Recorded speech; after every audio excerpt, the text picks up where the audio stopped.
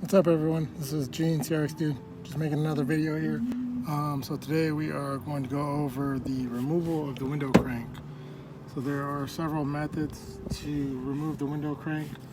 So the window crank consists of this little base round piece right here, the actual window crank itself, and then the retaining clip. So there are a lot of different ways and schools of thought on how to do this. Apparently the Honda manual teaches you to remove it with a Phillips screwdriver.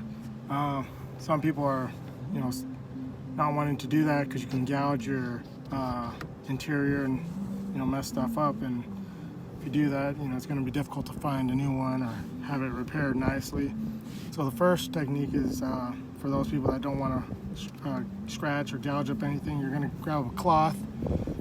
This is an old t-shirt, and then slide it up.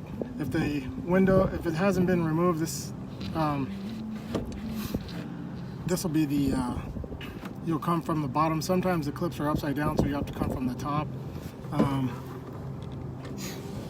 So you're just gonna grab your cloth, double it up, and then slide it underneath, and then work it side to side, and then you'll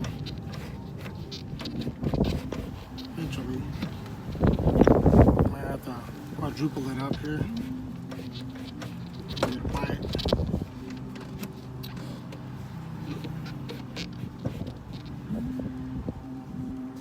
And once you can see the clip, just pull the clip out, and you're good to go. Assembly is basically the same way. Put the clip back on the window crank